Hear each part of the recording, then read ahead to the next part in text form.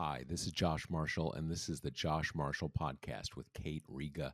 We've got a lot to talk about today. We have this whole backlog of Supreme Court cases that we're going to get into. We had the end of the term, and they sort of, I guess, they kind of ended on brand after sort of mixing it up for a few weeks. Kind of throwing us a lot of surprises, getting I'm not sure cheers, but at least some surprise from the libs, and sort of kind of throwing some curveballs about the current Supreme Court's corrupt brand and everything. So we got a lot of we got that stuff, and we also have a theme today with some other topics, which is very online conservatives. And one thing that happened over the weekend that we're not going to get too much into, because I just did a post about it, but we had this kind of wild extended holiday weekend on Twitter where uh, Elon Musk and his CEO, whose name I can't, whose name escapes me at the moment. It's like Yacarino or something like that. I'm sure I don't remember her name, but I'm sure she'd like to forget her name, because why did she leave like NBC to be CEO of Twitter when this stuff is going on? So they they've cut so much tech capacity, and they've fired so much of the staff that they were having a hard time keeping the site online this weekend. They actually had to like start rationing tweets, right? And we have all the stuff that most of the things that people online have been talking about Elon Musk about over the last 8 or 9 months or whatever is his culture war stuff, right? I said in a post that Elon Musk is basically like another rich, divorced, middle-aged divorced dude whose hot new girlfriend is white nationalism, right? That's his big thing, and he's showing her off, right? And he's totally obsessed. So he's doing all this stuff. Now we get into the tech stuff, with the site falling apart, and actually now you have Facebook, Meta, tomorrow is launching this kind of Twitter clone, trying to take advantage of all this to kind of to deal a death blow to Twitter. But the other things online we're going to talk about this. It's not an ad exactly. It's like a web video that the DeSantis campaign put out, which is, we're going to get into that. It's like half gay bashing, but half sort of like um, a swap video of like Ron and a bunch of like oiled up, muscle bound guys. Kind of it's this kind of weird world of online conservatism where these two things kind of somehow match together. And then the other thing is, we're going to get into this. We're going to talk about a federal district court decision. It wasn't even a decision. I guess it was like an injunction that came out overnight, where they got a Trump judge down in Louisiana to basically do an injunction on the basis of like the Twitter files. Like, not literally, but that thing, right? That the federal government has been colluding with the platforms to suppress free speech, and they got that kind of gaggle of Stanford doctors who are the big sort of like COVID freedom crew who were litigants in that. So we're going to talk about all of those things. But before we do, I want to remind you, I've been saying our sponsor for the last month is TPM, the website that produces and publishes this podcast. We are doing this TPM Journalism Fund fundraiser. This is the last podcast episode. We're going to talk about it because the fundraiser, the drive, comes to an end this Friday, and we are really close to hitting our goal. We are about 90% of the way to the goal right now. We got 3 more days to get there. So we have a chance, but it's not a sure thing because we still have to raise like $50,000 more, which is an insane amount of money entirely on its own. But if you haven't contributed yet, if you're a member, if you've thought about it, if you're on the fence, if you have, if you're planning on doing it but you're putting it off, we only got 3 more days. So when you hear this, if it's still before Friday of this week or on Friday, toss in a few bucks. You'll be glad you did. We do good work with it and all of that stuff. So with that out of the way, um, Kate, did you see the DeSantis web video? No, I only really saw your post about it, and then I went back and watched it. Yeah.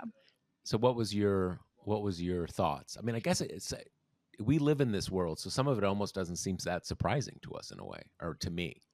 Yeah, it's almost, it wasn't as extreme as like, do you remember that video that Paul Gosar put out, the anime thing where he like Yeah, chopped off AOC's head? yeah, It's that yeah, thing yeah. where it looks so like shitty and badly produced and like weird, that you're almost like, this looks like it should be the work of a 13-year-old who's really into like a franchise and made their own little video about it or something. Hmm. Hmm. Um, but yeah, I mean, obviously, what's striking about it is the extreme backsliding in gay rights, right? Like, it's not like this video kind of is a novel revelation there, but we are in a time where 5 years ago, things that Republicans would say kind of like routinely about equality, kind of anodyne things, are now absolutely disqualifying. So the video's staked on a lot of that. And then, as you kind of write about, it also has the weird, almost like homoerotic look at how buff and tough Ron DeSantis is, which is obviously a pretty prominent genre in right wing online stuff. I mean, there's all that. That's a whole Trump thing unto itself. The putting his face on like bodybuilder type bodies, or those paintings that one guy always does that has him, be both like saint like and very muscular. And Right, I think you right. pointed out that you have now the RFK weird stuff where he's like doing push-ups in jeans and such. Yeah, it well, in that thing too, they also so for if you haven't seen this video, it's again, the first half is the gay bashing stuff, and then the second half is Ron, how he's gonna like, drop the hammer on all these gay and trans people and stuff. And it's interspersing all of these pictures of Ron DeSantis, pictures of Mr. Universe flexing, and then so they're clipping in all of these different things that are supposed to symbolize DeSantis. And one of the things they clip in are these pictures from American Psycho, the Patrick Bateman character, who's a serial killer, right? That's kind of weird. Like, okay, DeSantis is like a serial killer. Like, I mean, okay, that's interesting. Where are you going with that? But actually, that is another thing in the online far right, because that character, most of us would think those are not admirable traits, but the idea is he is a kind of an anti-hero because people didn't give him the respect that he deserved, and so he became a serial killer. And so you have this kind of um, you have this you have these idioms that are part of far right discourse, and a lot of them is part of sort of like the incel world. There's this whole Giga Mhm. Chad character and stuff, uh, and these things. It's not that they make sense in that world. And if you as an outsider at least understand that language, it doesn't seem normal, but you understand what they're saying, right? You understand what the symbols represent and everything. um you know doesn't mean it's not still pretty sick and weird, but at least you kind of understand what they're saying. But to most people, you see that and you're like, dude, what is like, what is that about? It's just it's kind of, even sort of normal Republicans see that and they're like, what? Like, what?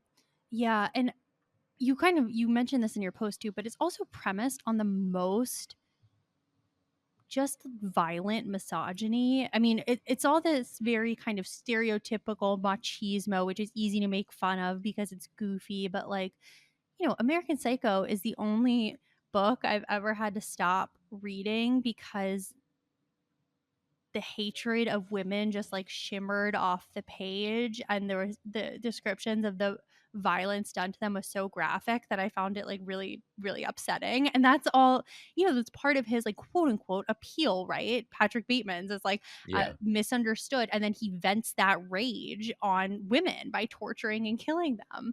And that undergirds so much of the right wing movement now that these politicians are trying to tap into, which, as you say, is the incel community, is this whole collective of men who, it's not just, obviously misogyny is not the only bigotry they typically espouse, but a lot of their wronged emotion comes from the fact that they feel that women haven't loved them or wanted to have sex with them or wanted to marry them the way that they deserve by their prominence in the social hierarchy. And that inversion is a huge part of the kind of burn it all down ethos, because the patriarchy is not as strong as it once was, and that's something that's worth fighting back on, both through kind of stupid right-wing memes, but also, I mean, we're seeing that translated obviously into law all over the country, whether that be trans bans or abortion bans. Yeah, I mean, it's not Sweeney Todd or even like Dexter, right? There's ways that people Mm-hmm. create dramas that are about really awful things, but kind of make you root for the bad person in a way. Right. This is really like a out of control rage, largely directed at women. We talk a lot about, there's a lot of kinds of misogyny that may be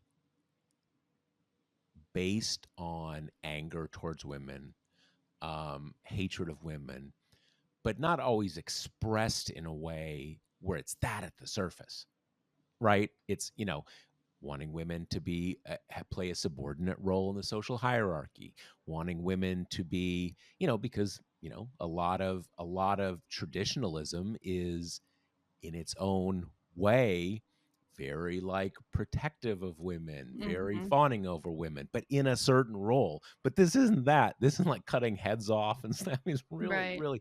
So it's and you just see how, and with that is the thing about DeSantis, that he has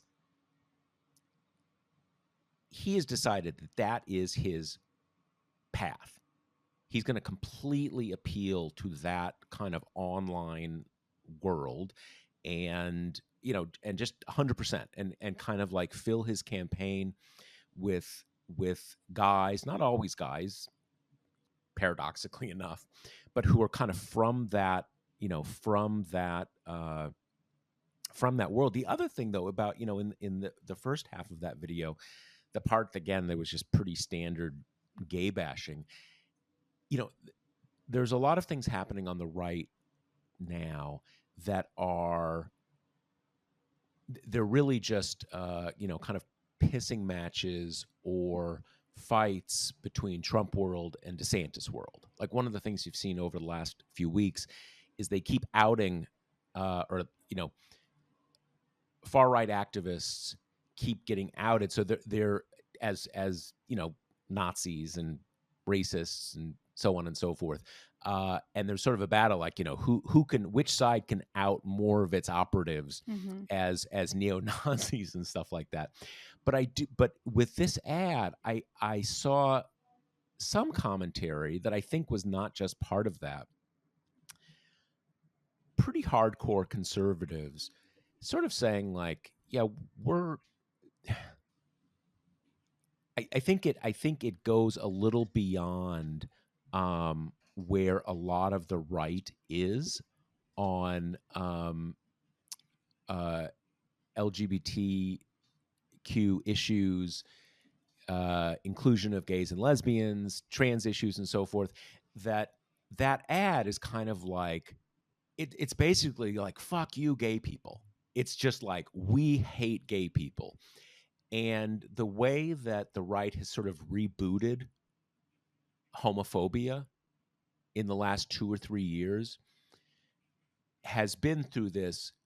We're not against gay people exactly. I've got gay friends, but it's the grooming stuff. It's the trans stuff. And I think that ad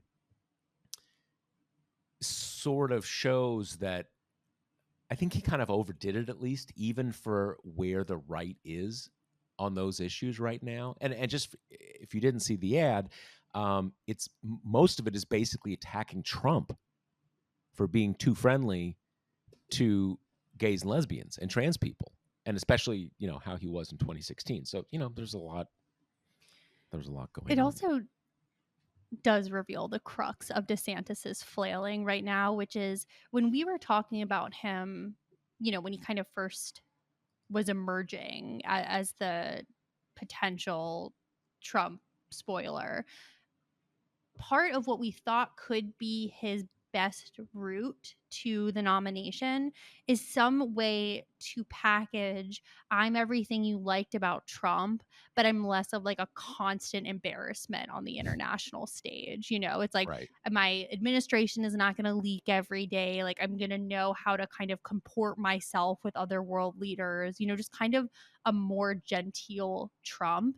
But then so he's pulled in that direction, right? And we saw that early on with the kind of like, here are my endorsements from normal Republican type things. But then it's all about, well, the people who like DeSantis like his like woke ban all the books in Florida stuff. So then it's like all of a sudden he's okay. No, now I got to tack to the right. I got to be the woke culture war guy to beat Trump, which, as you say, kind of concludes with him now saying like, let's exterminate the gays, even if normal Republican people are like, whoa, that's That's a little rich for my blood. Yeah. exactly right. And so it's also just like, in addition to all the horrible things, it's just kind of like, what are you running as? Who are you trying to be?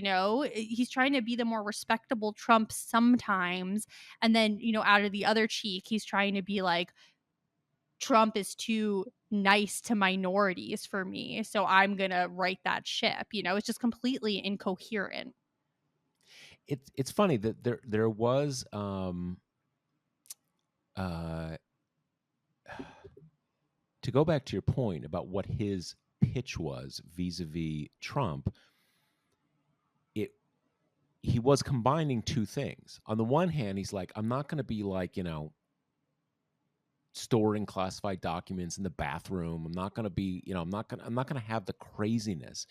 But when it comes down to delivering on the culture war issues, I can actually get things passed. And that's always been one of the obvious critiques of Trump.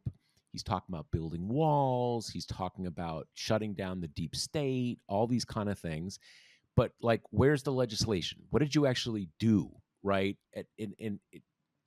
With Trump, a lot of it has ended up being his calling card is that he didn't accomplish anything.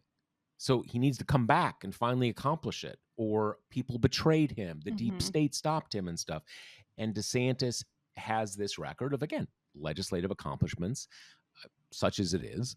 But if that's your thing, that's a big deal. And that he won re-election, right? Which obviously Trump didn't. And I think most Trump people kind of have a guilty conscience about that yes, the big lie, but deep down, he lost, right? He couldn't get it done.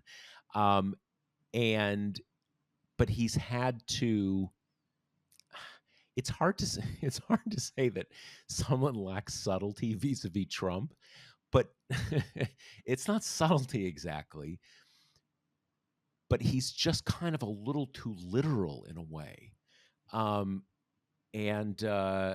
we see it here. And while all this stuff is happening, he just keeps collapsing in the polls. I mean, Trump is just stomping him right and left. And so the the weaker he gets, the more he has to go all in on this stuff. Right. Okay, so quickly before we get to the glut of Supreme Court action that we have to tackle, speaking of kind of extremely online conservatives, on Tuesday, famously 4th of July, all the federal stuff, including courts, are closed. We got an injunction from Terry Doty, this Trump judge in the mold of a Matthew Kacsmaryk, but less of a household name. And this guy, he's down in Louisiana. He produces an injunction that says all this big ream of government officials, from HHS to CDC to FBI, are no longer allowed to flag content to social media companies, with the obvious, it's not even subtext, it's just text in his opinion, that this is about, COVID misinformation, vaccine misinformation stuff. He says that during the pandemic, it was Orwellian what the government was doing, even though by all accounts, it kind of seems like the biggest way that interplay works is that occasionally government agencies will flag people who've got enormous platforms who are kind of putting out dangerous misinformation. But this guy says, or this judge says, nope, that is a violation of the First Amendment. So the government is not allowed to even flag, quote, protected First Amendment speech for social media companies. And it's interesting because this was kind of immediately played in the write-ups as like Biden administration constrained from controlling misinformation, like huge blow to the Biden administration. When if it stands, I guess, but it's absolutely insane. So I'm not sure why the default kind of framing when it comes from these people, like these specific judges who every single decision they do is nakedly kind of anti-Biden administration partisan, and they will kind of say whatever they need to say to arrive at that conclusion, no matter what the law is. Like, it just seems to me like our default at this point should be, Trump judge outdoes the other Trump judges today with this absolutely batshit opinion that's based on no kind of legal theory and that just dribbles out of this right-wing conspiratorial vortex about conservatives being shadow banned and having their follower counts throttled and, all the rest that Marjorie Taylor Greene kind of like shouts about every other day. It is what was striking to me that in this way, the Twitter files thing that Musk and Matt Taibbi and all these people did was sort of helpful in that they're going to show the worst stuff and everything. Well, two things. One thing is that most of the stuff they're talking about happened under the Trump administration. Mm-hmm. The big COVID stuff was under Trump, not under or at least most of it not under Biden. But most of the stuff that they are talking about is the social platforms have these terms of service, and it's basically some guy at some branch of government just flagging stuff that they, in the same way that if you can go on to Twitter or Facebook and whatever and say, and just, click that button that says, you have you're not filing a complaint, but you say something violates the terms of service. And it's just some government employee doing that. So it's not the way that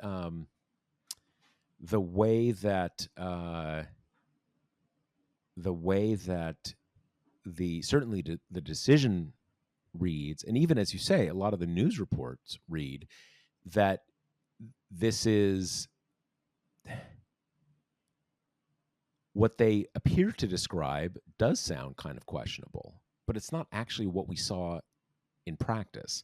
And the other point is that I think the decision basically said that criminal activity, foreign election subversion, and terrorism, foreign National policy security threats, or yeah. national security are all allowed. And almost all of the things that we saw were in those categories. Right, There, and to there, be clear, the government contacting the social media companies about posts that fall under those categories is allowed. right, exactly. And so because most of the things we saw was like, we think this seems to be from a troll farm in Right. Russia or something like that. Um, so like in practice, I'm not even totally sure what this disallows, because most of that stuff is like child trafficking, child pornography, different kinds of criminal activity and so forth. So I'm not even sure in practice, even if it was upheld, um, what uh, what it would actually get in the way of. One other point is, again, this isn't even a decision; it's just a preliminary injunction. I mean, as you say at the beginning, it is it's an amazing thing. One federal trial court judge, without even having a case yet, just on the basis of the initial pleading from the plaintiffs, made national law that Mhm. constrains everybody until it gets to some appellate court.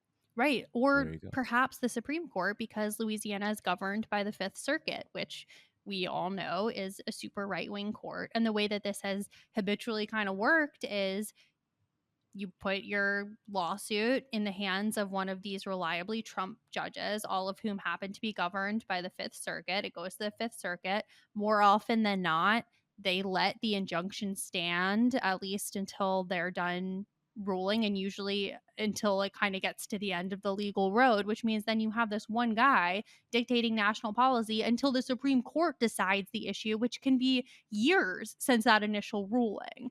So it's Right. a huge amount of power in the hands of one like extremely right wing crank.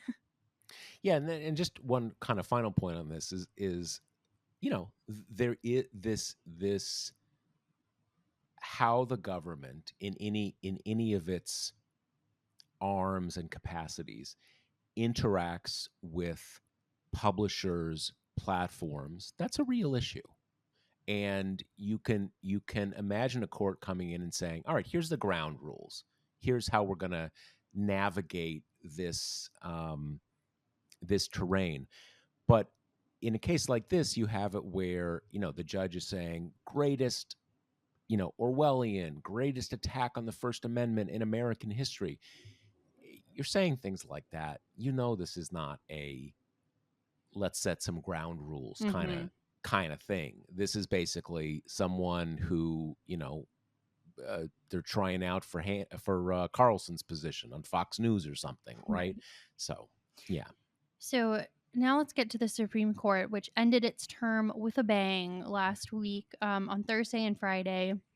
They released the rest of the big decisions that we've been waiting for, which were student debt, affirmative action, and this uh, wedding website designer case.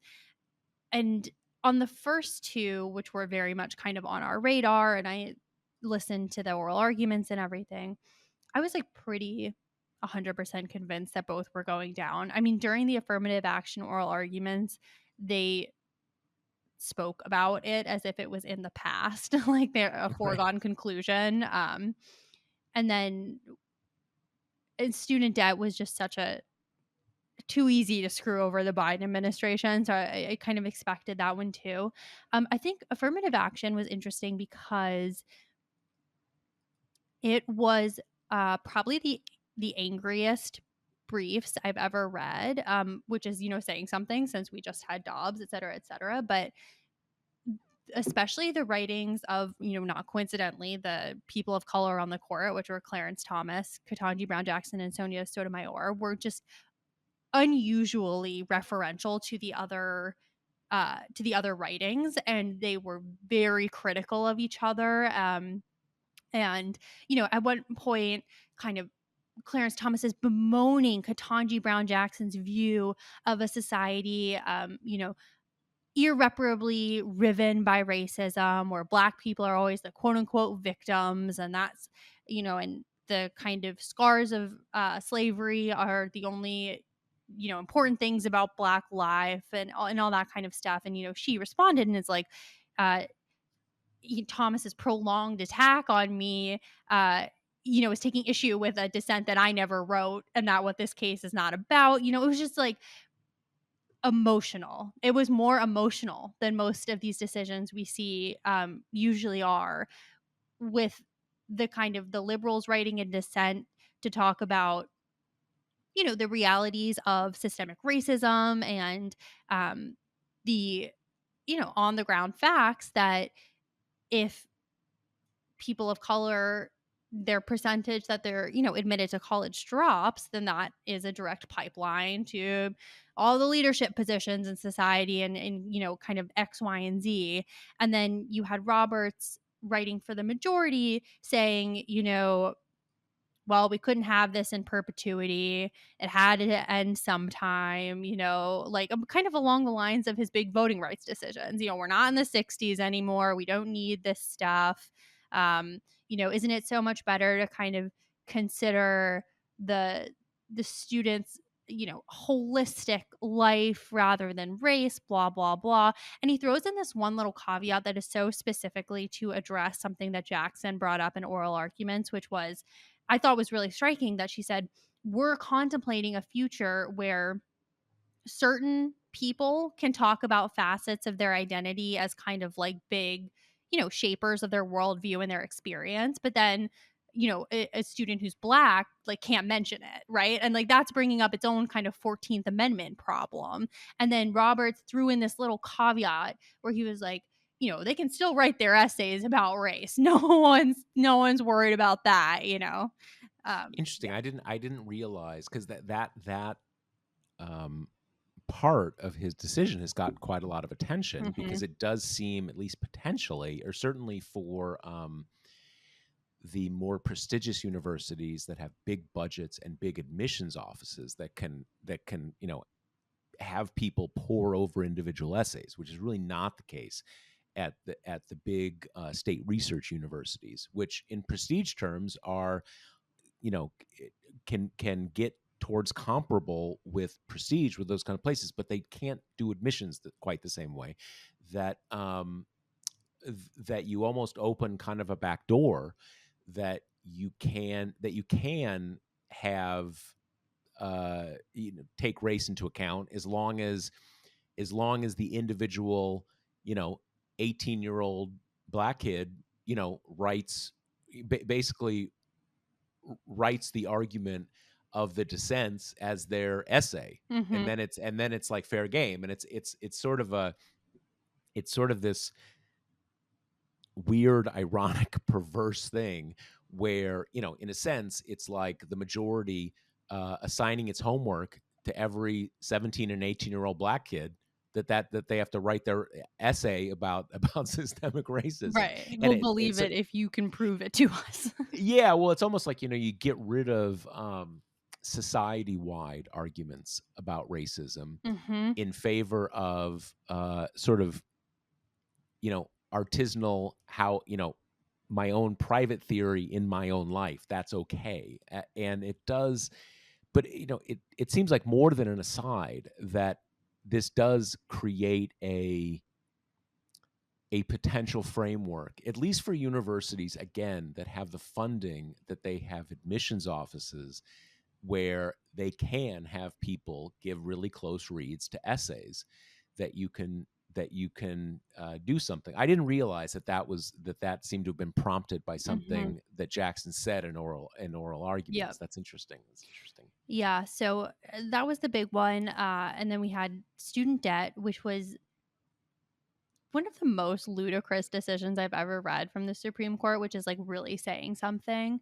But the crux of the Biden administration argument is that a line of the law says that the Secretary of Education can waive or modify the the federal student loan structure. Like, waive or modify is kind of the key phrase.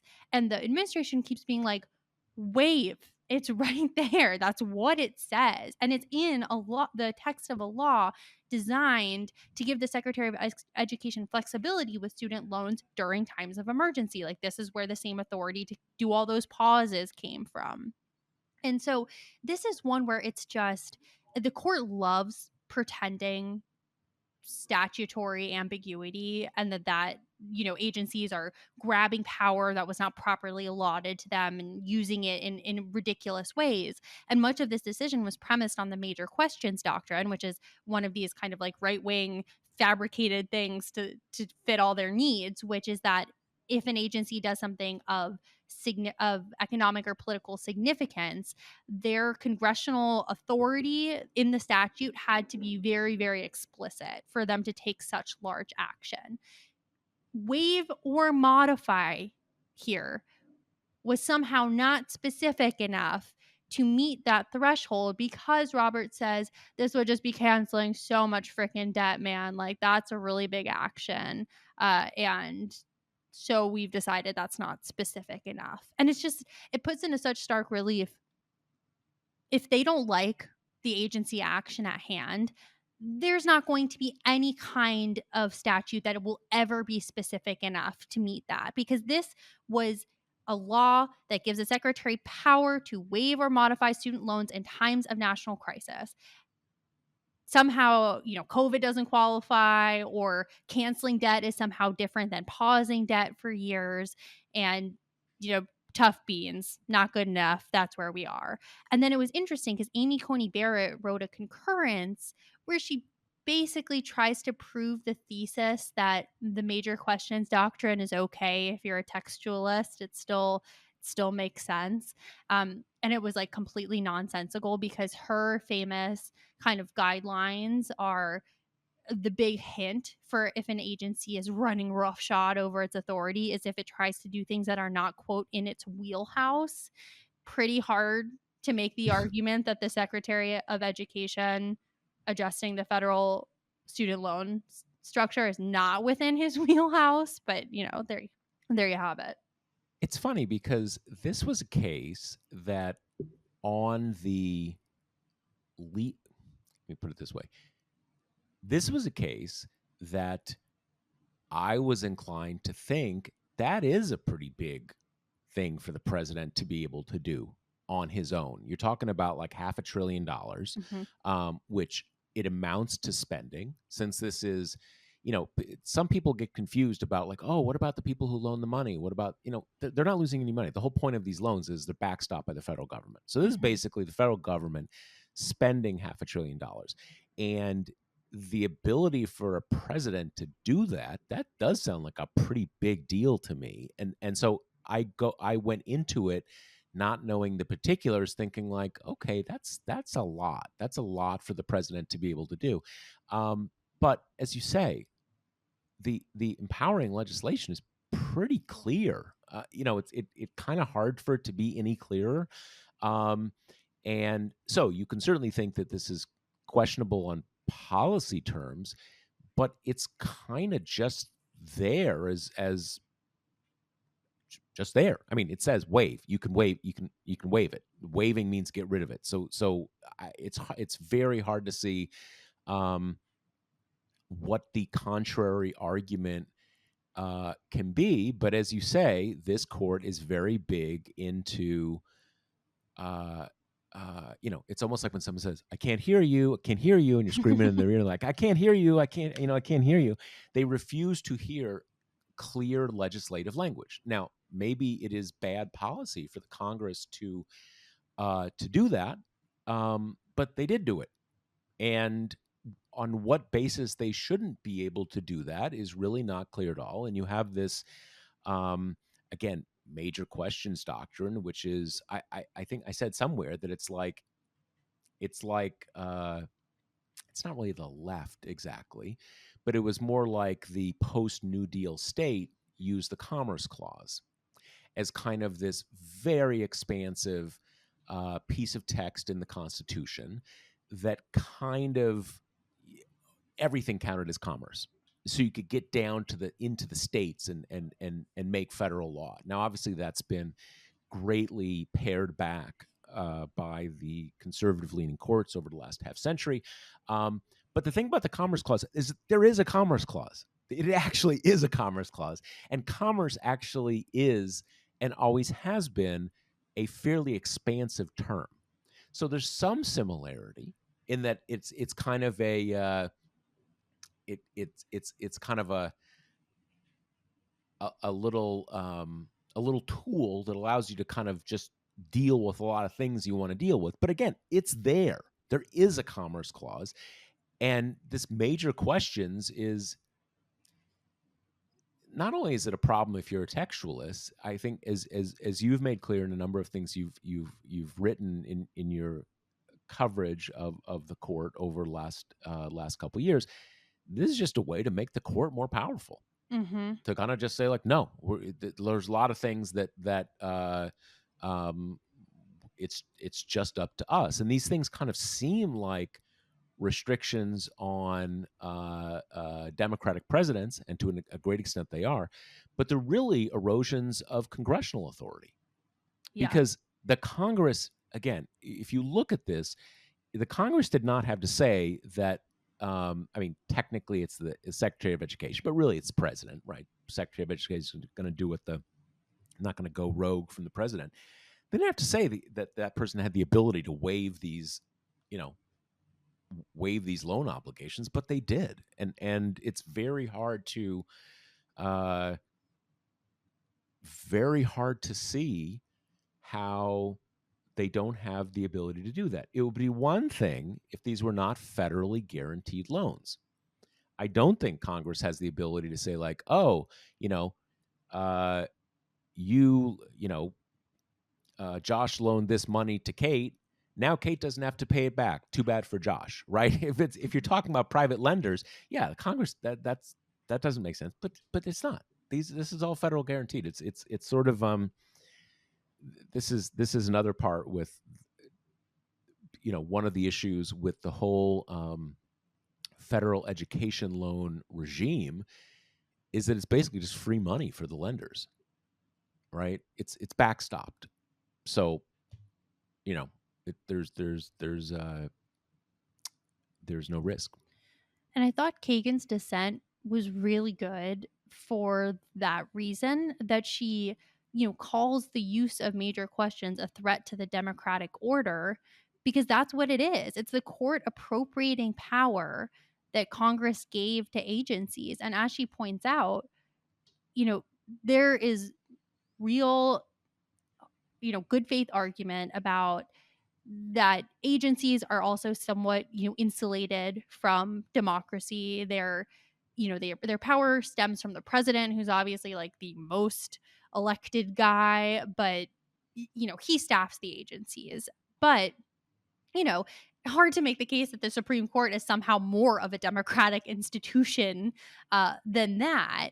And it's just this huge power grab that has resulted in just kind of a forcible shrinking of the federal government, of making it weaker. And when it tries to do, big, quote unquote, major things, whether that be environmental regulation or forgiving student debt, the court just says, like, I don't like that. So we're just not going to let it stand. And it works out so well for them because they can pretend to have consistency on the issue, because Republican presidents, at least in modern history, haven't been interested in regulating. So they don't generally use their agencies to pass kind of big sweeping rules, because all they want to do is kind of deregulate everything, right? Roll stuff back. That's all the Trump administration did.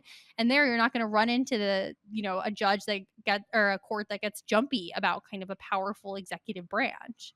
And one thing that was so fascinating in the back and forth and the student debt stuff is at the very end of his opinion, Roberts slides in this little line that he calls it a, quote, disturbing feature of recent dissents, where liberals have kind of called out the court for appropriating this power. And he said, it'd be bad if such criticisms are taken as, quote, disparagement rather than a heartfelt disagreement, because that would be harmful to the institution, which is, I love so much that it's this little, like, my court we're going to win on all the big opinions because you libs, there's only 3 of you. There's nothing you can do. And by the way, I'm going to slap you on the wrist, in my opinion, for being too mean to me. And then Kagan responds, quote, justices throughout history have raised the alarm when the court has overreached, when it has exceeded its proper limited role in our nation's governance. It would have been, quote, disturbing and indeed damaging if they had not. The same is true in our own day. Just like, mic drop. Yeah, I mean, this is a recurring feature of this court, and you see it from a number of the justices, though inflected in the tones of their own personality. You see Sam Alito out there giving speeches, kind of trash talking individual journalists by name, saying, someone leaked the Dobbs decision to get the justices assassinated, or all this kind of totally wild stuff. And Roberts doesn't, he's not that kind of pugilistic thing, but he's saying something pretty similar. It is not okay to question us. That heartfelt, like, oh, we love you so much, we're just trying to make sure you do the right thing. It is, as you say, they do want Dahlia Lithwick, who is just one of the, always been one of the greatest commentators for a very long time now about the Supreme Court, called it a smash and grab majority. And that really does kind of capture it. They want to, I think I said somewhere a few weeks ago, that their jurisprudence is basically at this point like sucks to be you. Mm-hmm. That is what it comes down to. We have the 6 people. We can do anything we want. There's nothing you can do. So sucks to be you. Well, Yeah, and they also, like, don't you dare criticize us well, because we're just calling balls and strikes, baby. and that is that is really the essence of it, because they want their cake needed too. They Mm-hmm. want to have not only all the power, but all the power without even restraining it to give it some appearance of a disinterested effort to apply the law. They're not trying. They're just kind of saying, like, why should we try? We don't have to try. We have 6 votes and we can do everything we want. And you still have to treat us like these, kind of disinterested figures who are totally indifferent to politics, just following a set of rules and stuff. And as those assertions become more voluble, as the volume gets turned up, that's really a measure of how they realize, in spite of themselves, that you can't have it both. And so they're demanding both louder and louder. But I think as we see, you can't have both. And I think everybody realizes that you can't have both. And for the moment, it still sucks to be us, because they do have 6 votes, right? And so even if they can't, they still eat the cake, even if they can't also have the cake after they ate it. But that is where you see that.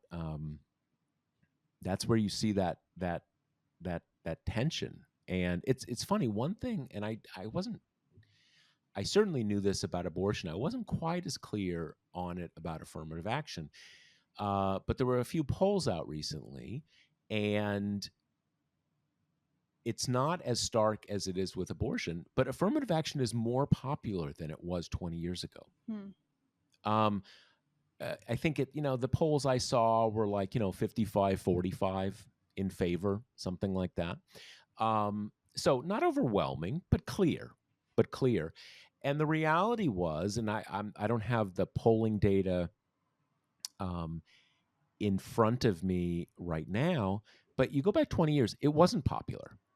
It probably would have been at least those numbers flipped, if not worse. In the same way that, when the old version of welfare was abolished and replaced by the sort of smaller, tighter programs that exist now, it wasn't popular. That's one of the reasons it was killed. But you see a similar pattern in which one of the reasons that it seemed very hard to imagine that this decision would not come down as it did with affirmative action is that affirmative action, along with abortion, in some ways almost uniquely those two issues, although the sort of the regulatory stuff has always been the sort of the underlying issue with the conservative judicial movement, federal society, et cetera. Those have always been the big issues. Like that is why you are becoming a judicial conservative, because you want to get rid of affirmative action the same way you want to get rid of Roe. So again, that's like the prize. Of course, they're going to get rid of it when they have the opportunity. But these are both issues that were a lot less popular 20, 30 years ago. So these kind of cardinal issues have been growing more popular while the judicial right on the federal bench is becoming more powerful. So there's this weird collision that we're seeing playing out. If they would have done it 20 years ago, it wouldn't have been this thing where kind of like, how can you do this when like the population is the other side of the question? It wouldn't have been as clear. But now it's pretty clear. More with abortion, but also with affirmative action. That honestly came as a bit of a surprise to me. Yeah, and to put a bow on the student debt case, I thought the Biden administration reaction to it was great. On the same day the decision came down, a few hours later, Biden had an Oval Office address where he said, we're going to go a different route. We're going to try to do loan forgiveness premised on this other law. It's going to go through agency rulemaking. It's going to take longer, but it's legally sound, and this is the route we're taking. And it's like, on the one hand, kind of impossible to see how this will survive, if this first attempt didn't. As we said, it's statutorily so clear. It's just clear that this court doesn't want student debt to be forgiven and probably won't let it. But I thought it's interesting because on both abortion and student debt, Biden is such an odd president to be in the position to fight those things, because abortion has always made him pretty uncomfortable. He's only really even started saying the words somewhat recently. And then with student debt, it was pretty clear when this was a big issue in the Democratic campaign that he was also kind of uncomfortable with it. And he didn't like the idea that inevitably some kind of rich kids would get involved in this net and would get relief. And he kind of floated, he didn't like this applying to the big elite institutions. He's very much more comfortable with this being kind of narrowly directed. Like, he never liked universal relief. He is definitely more of a fan of well, if it's for community colleges, that's good, and everything like that. So it's funny that he's the president who's now, by virtue of the situation, kind of on the front lines of this issue. But I honestly found it, and I obviously have student loans. I'm not a totally neutral observer here, but I thought it was pretty powerful when he kind of immediately got up there. He blamed it on Republicans and he said, but I'm not going to stop trying. I know that this debt is crushing you, and here's what I'm going to try next. We already initiated the rulemaking process immediately. And again, I don't think it'll work, but I think it's a pretty good, at the very least, I think it's pretty good PR to have the court do this and be like, it's Republicans and the court's fault. I'm sorry, that sucks, but here's what we're trying next. We're going to work tirelessly to get this to you. And I think it's a good strategy, especially because, I this is specific to the circles in which I run, but the student debt stuff broke through in a way that I didn't expect at all. Even the kind of young people I know who are not political were pretty, or not politically invested, were pretty excited about it. Well, I mean, it directly affects a lot of people. I mean, it's in an obvious way. And I think your point about how the Biden administration reacted to it, it's very on brand for how as you say, how the Biden administration, as opposed to necessarily the campaign, functions, which is basically to say, okay, they've got the power. Doesn't mean we're going to follow it. Doesn't mean we're going to respect it, or kind of, depends what verb you want to use there exactly. We're not going to pretend that kind of oh, I guess it wasn't constitutional. Right. Okay, they get to decide, but this is bogus. So we're going to try to do the same thing another way. And it's good to kind of put even if who knows? We don't know what the lay of the land is going to be when another version of this comes before the court. I mean, possible that might not even be the same court exactly. I mean, who knows? Um, but I think there's a point to say if you want to play it that way, we're going to at least put you through your paces. Mm-hmm. We're going to make you decide that paradoxically, the 9 different ways you can do this all happen to be unconstitutional. Bad luck for Exactly. bad luck for the student loan people. But, put them through their paces. Kind of like, we're just going to make you do this over and over again to kind of at least make sure everybody understands where the problem is. That Right. And you this, just don't want this to happen. And you're just going to come exactly. up with a rule for whatever whatever new angle we come up with. You're going to come up with a way that, oh, James Madison said no. Right. And it's the inverse of what you and I talk about that's so frustrating that the Democratic Party does sometimes, which is like, well, we're not going to win. So why would we kind of like get caught losing in public? Why would we bother if it's not going to work? And it's such more of a leaning into like, okay, yeah, we'll probably lose, but we're also going to get to define who the villains are here, right? And posit ourselves as the force for, in this case, if you want debt relief, you can't vote for Republicans. That's not going to work. So you Yeah, might as well yeah. vote for the guy who keeps trying to get it done. Yeah, and it operates in that way at a few levels of sort of like, we're right, so why would we stop? Yeah. Right? Because stopping kind of like people get too smart for their own good. Like, why are we going to do it if it's not going to work? Well, people start thinking like, okay, well, I guess you must have been wrong because you stopped doing it. Hmm. Like, but to say kind of like, well, we were, it's the right thing to do. And actually, there's no constitutional problem. So why would we stop just because you said it? And again, that difference between, we're not going to we're not going to defy the Supreme Court's narrow ability to, in this case, constrain us, but we're not going to pretend that this is any more than an assertion of power that you have. Yeah. And like, whatever, you have the 6 seats, so it sucks to be us, but we're not gonna stop doing the right thing. Right. Okay, so the last case we wanted to talk about was this absolutely bizarre wedding website case that is all premised on a complete hypothetical, which is about this woman who's never created wedding websites before, deciding that maybe she will want to in the future. And what if a hypothetical gay couple wants her to design one? Well, she doesn't want to have to do that.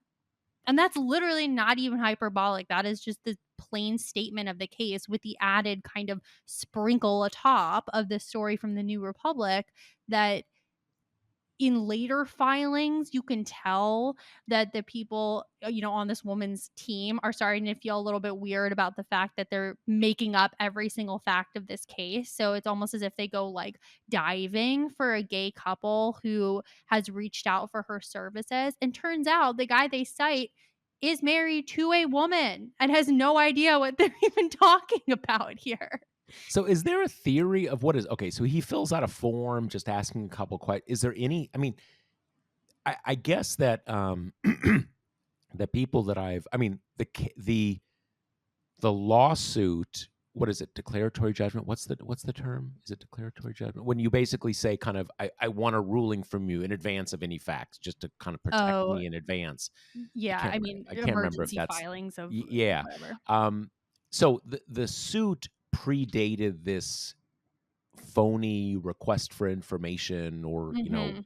effort to get a gay marriage website or something like that, and the people who understand these technicalities, at least as I understand it, basically say like it's embarrassing, but it doesn't really matter. This was just kind of a supplementary thing that was Mhm. brought up, and it wasn't the basis of any decision.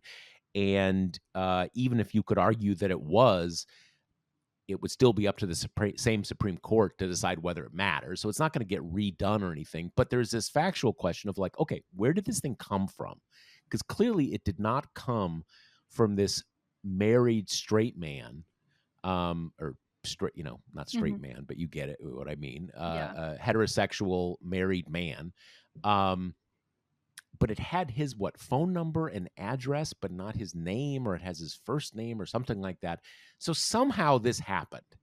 And I'm just, if for nothing else, just for entertainment value, I would like to know, how did this happen? Because he says he didn't do it, and how possibly could that have happened? So I would like to see some kind of investigation, or someone. I wonder if someone could get into some court, basically just saying that this was like a fraud on the court, or something like that, and like there's discovery or something. I don't know, because it's so bizarre. Yeah.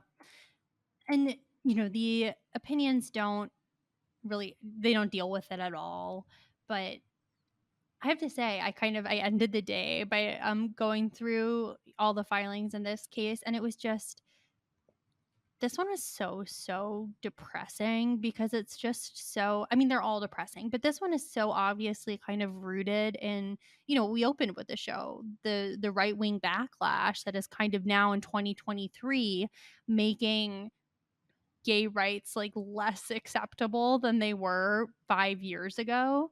And Sotomayor did the dissent for this one and kind of just places it in the context of businesses from the beginning of American history trying to find kind of legal ways to let them discriminate against various groups. That's happened with women and Black people and like every conceivable wave of immigrant, basically. And it's just, she kind of opens with this. Today, the court, for the first time in its history, grants a business open to the public a constitutional right to refuse to serve members of a protected class. I mean, that's huge. That's enormous, this kind of enshrining in legal authority, just on its face, bigotry, right? And I mean, Gorsuch does what they always do, which is like pull from the uh, genuine conviction well to like give bigotry some kind of acceptability because they really believe it. I've always thought that's like the weirdest knee jerk that the right wing does. Like, who cares how deeply you believe it? Like, what does that have to do with anything? Well, one of the things I don't understand here, because I saw a number of people arguing, and not necessarily people who agree with the case, that the decision is narrower, that it is basically saying that, like, if a gay person came in and said, okay, I want you to um I want you to create a website for my general litigation law practice, that it would be it wouldn't be allowed to say, hey, Mhm. you're gay, I don't want to work with you because I don't like gay people.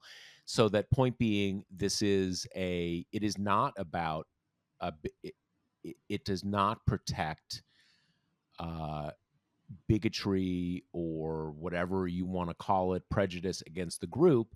It has to do with a certain expressive advocacy that you don't agree with and violates your First Amendment, blah blah blah blah. And I certainly recognize that concept. I recognize that distinction.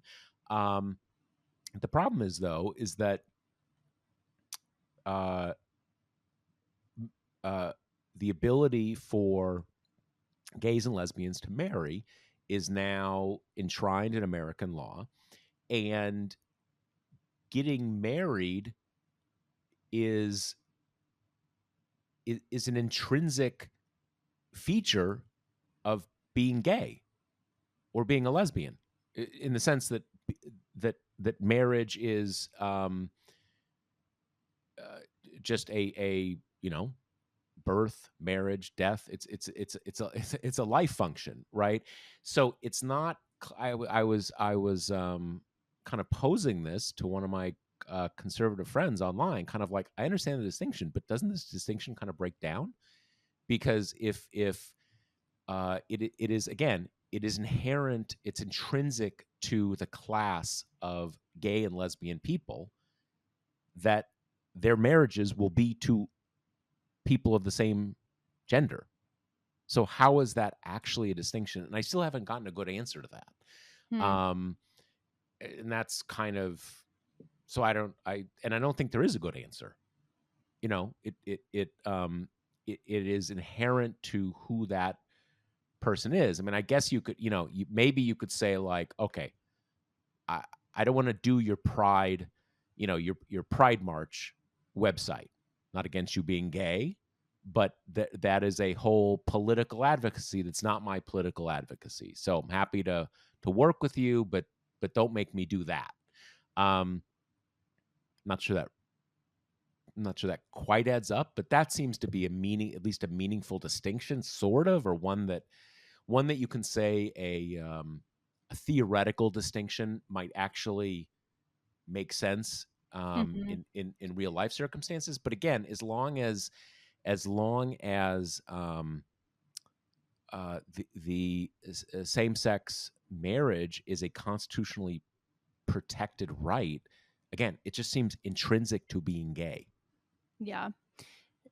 The other kind of like loophole that's written in Sotomayor just kind of destroys in a line that kind of made me laugh. But she says, the majority protests that Smith will gladly sell her goods and services to anyone, including same sex couples. She will just not sell websites for same sex weddings. Apparently, a gay or lesbian couple might buy a wedding website for their straight friends. This logic would be amusing if it were not so embarrassing. And it's just, yeah. I mean, it's put that logic in any other context and it's absurd, right? It's like black people can book this hotel room for their white friends, but not for themselves, right? It's like, Right, right, what? right. Well, the you know the one of the we talk a lot. We've talked through this episode about that you pull away the individual cases, the individual facts, the individual even big questions, and what you really have here is the court continually making itself more and more powerful. Mm-hmm. And one of the great constraints uh, to judicial power is always that you've got to have someone who is harmed. You can't it the court can't just say, "Hey, this year we're going to make this illegal." You have to have someone with some real standing come up and say, "I've been harmed. I'm going to sue in the courts to make myself whole from my harm." And when that case comes up, then the court has some ability to basically make law and change what is allowed and not allowed. Now, with public interest law firms on both sides, generally you're going to come up, you're going to be able to come up with someone who's claiming some harm for something, and obviously that happens on both sides of the ideological spectrum. Um, but it's still some constraint, right? That things can't be totally fictive and totally imagined. But you also have the question of standing, and that was a question that came up with the student loan case. Mm-hmm. Because again, sure, maybe they think it's not allowed, but you still have to have someone who comes forward and say, "Hey, I've been harmed here."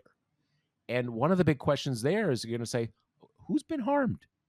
Are have individual taxpayers been harmed in some fractional way?" And you have that was actually a pretty big issue in that case, was deciding that someone who really didn't have any harm had standing to challenge it, and they kind of came up with a workaround there.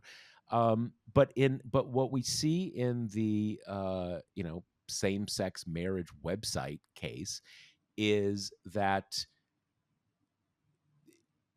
you know there had been no harm. It was pre-harm, like precog or something like that. And there are avenues in the law. Again, I can't remember if it's declaratory judgment or whatever, but where you can kind of like get an advanced ruling if something is expected. But what you really see here is a huge thing for the federal society has been what they call religious liberty, and carving out a kind of a back door to various kinds of discrimination through religious liberty.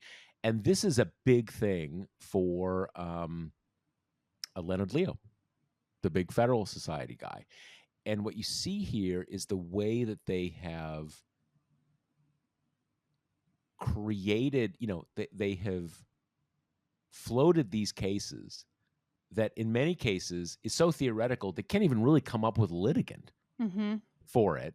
But you've just got this kind of conveyor belt with 2 or 3 activist groups finding people who will make, kind of pretended claims, and then it just gets, fast tracked to the Supreme Court, and you have a case like this. On the standing and jurisdictional side, things have been degrading at the court, maybe even faster than on the merits side, the stuff that kind of gets more coverage.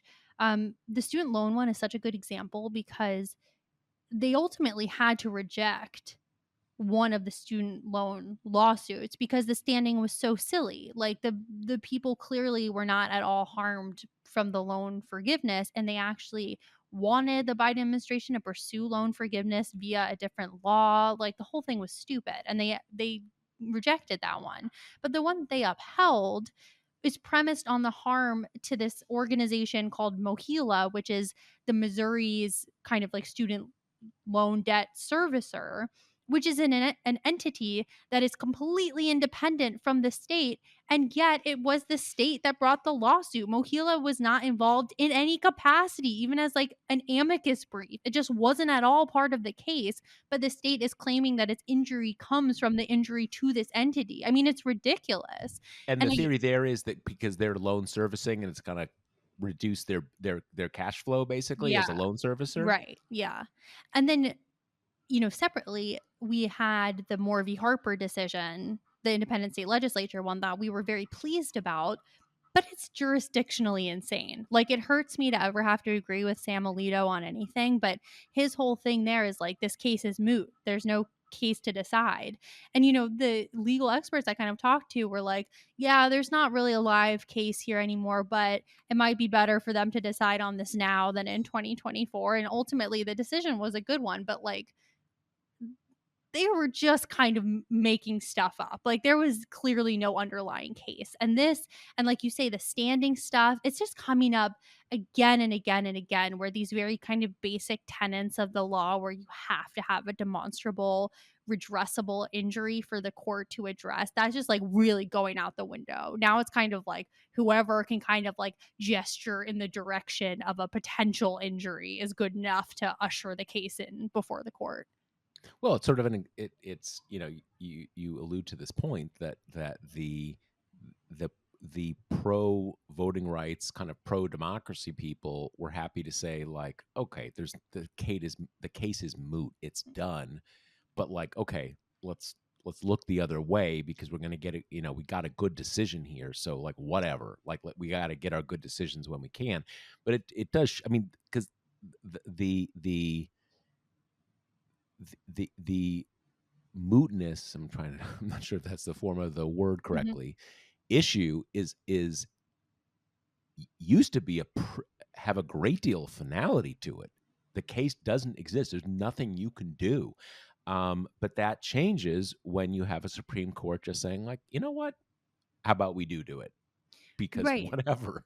And that used to be premised on the Supreme Court's overriding goal, which was to find reasons not to take cases up. Like that's what the court was always doing, whether they be standing or jurisdictional or no controversy in the lower courts. Like the Supreme Court was always kind of angling, and this has gotten dramatically more true in recent history, but to find reasons to limit the pool that they take up because, they're supposed to spend a ton of time on it. These are, binding decisions. So you want them to have a lot of kind of work put in.